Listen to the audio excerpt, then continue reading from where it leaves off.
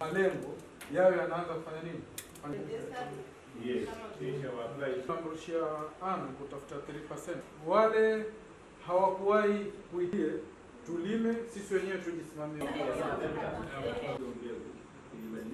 Kwanza inatakikana ile information vile inatoka inapitia pengine radios, so tunachukua ile jukumu, tunahamasisha watu tukianzia kwa vijiji headman, tukiendelea kwa chief na tukiendelea mbele, kwa sababu unakuta jumbe zingine ambazo zinaletwa wengine hawaelewi lugha. Sasa inasababisha kama DRM members tuhakikishe ya kwamba community yetu tunahamasisha na anaelewa ule ujumbe ambao umekuja. Sisi tumetengeneza work plan yetu kama Garseni West. Kila Tuesday huwa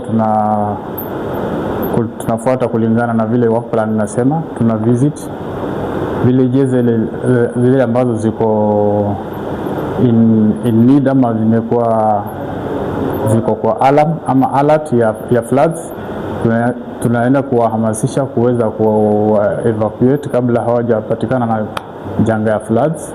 Katika hali kama hiyo, pia kwa wale ambao tayari sehemu yao washaingiliwa na maji, tunawavisit na tunawapatia at camp level, tunawapatia mambo ya hygiene and sanitation promotion, mambo ya gender based values, tunaenda kuwaelimisha. At least yale maisha yenye yalikuwa nyuma, yenye watu walikuwa kila mtu anataka kushuhudia, mfano tuko na floods, anataka kuona yale maji yamemfikia kwa nyumba ndio apate kutoka, ama amemfikia amebeba kila kitu yake ndio apate kutoka. Saa hii at least community inachukulia hii kitu ni kitu muhimu sana kama DRM ambao tunaweza kuwafanyia na kuelimisha, wanatoka mapema ili kesho wasije wakapata maafa ama mifugo zao ziweze kupotea. We are training local responders who are members of the DRM forums at the world level in Tana Delta sub-county, and we've targeted 30 DRM members from the 6 wards in Tana Delta, and we are